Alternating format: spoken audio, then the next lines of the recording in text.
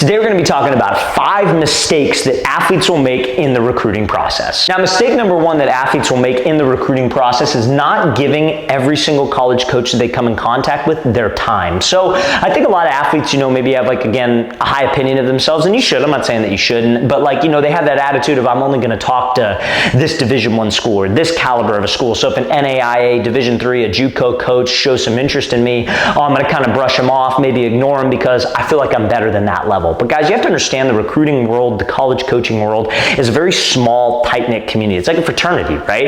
And there is so much turnover every single year with college coaches that you have to give every coach your time of day, because that coach in a Division III who's recruiting you really hard and really likes you might get fired or might get a promotion and go to a bigger Division I school, and then that school might be interested in you, and he remembers that, oh, this guy kind of blew me off, all of a sudden you're not interested. So make sure that you're respectful of everybody's time.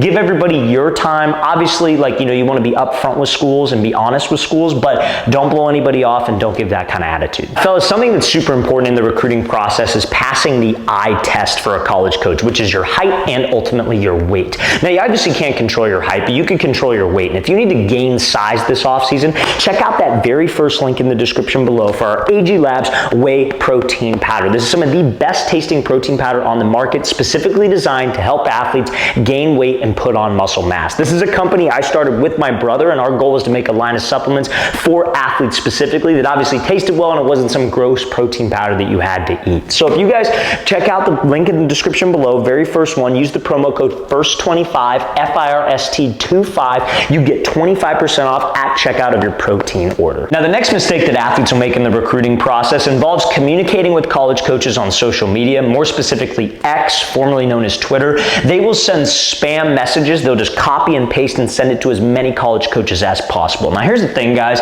Recruiting is not a sales job. I think a lot of people treat it like a sales job where it's like, if I reach out to 2,000 people, at least, maybe 3 or 4 of them are going to respond. And that is true, but you want to take the time to message each coach and make a personalized message, because you have to look at it from a college coach's perspective. Think about it for me. We make content on social media and I get reached out to by so many freaking people who are like, hey, I'm a copywriter, or hey, I can do this for your business. Hey, I can do that for your business. And it's noticeable when it's a spam message because they all sound the same at a certain point. You need to make your message personalized, and you need to actually communicate and take the time to talk to college coaches if you're interacting with them on social media. So do not be a spam bot who just sends the same message to every coach. Now, mistake number 3 is not following up with college coaches that you interact with on social media. So if you send a message to a college coach, at least what we recommend, and we've posted this on this channel before, is your first message shouldn't be, hey, watch my film, give me an offer, let me know what you think. Your first message should be something simple, to the point, you ask them a question, hey, do you have any camps coming up? A question about the school, their program, whatever. They respond, and then the mistake a lot of athletes make is that they never talk to that coach ever again. If he opens your message and he interacts with you, you are in his inbox, and your goal is to try to stay at the top of his inbox. So maybe he'll check out your film, or maybe he'll pay attention to some of the stuff that you're posting, some of the stuff that you're putting out there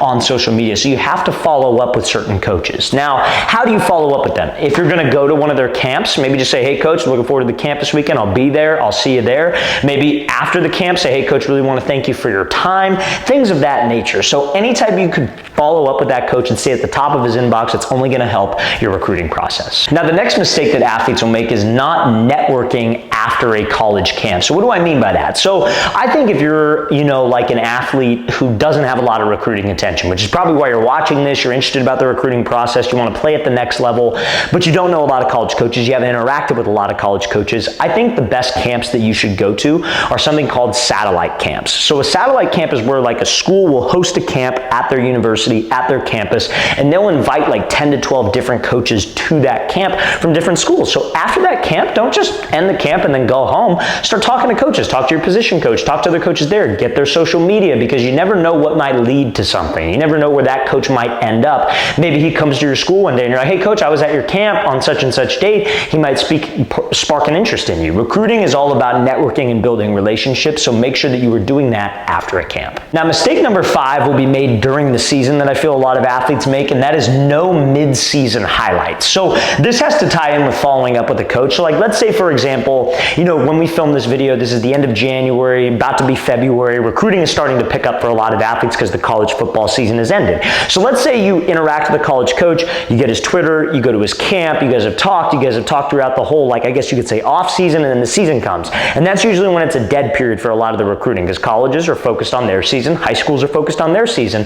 But what a lot of athletes don't, the mistake they make is that they wait until the season ends to contact the college coach that they've had prior communication with. Remember, our goal is to stay at the top of their inbox, aka following up. So an easy way to follow up is send your mid-season highlight tape. So let's say you're on varsity, you have a 10-game season. After 5 games, you should make a mid-season highlight tape and send that to the college coaches that you've been talking with, interacted with, that you've met, because it's a way to stay at the top of their inbox, and maybe they see that and be like, oh wow, this guy made some great developments this past offseason. He looks like a great college player. We'd love to recruit him. And then they keep an eye on you. Then after the season ends, that's when you could start really seriously talking about you getting a scholarship and attending that school. So make sure that you have mid-season highlight tape made. Don't be that guy that waits till the last minute at the end of the year.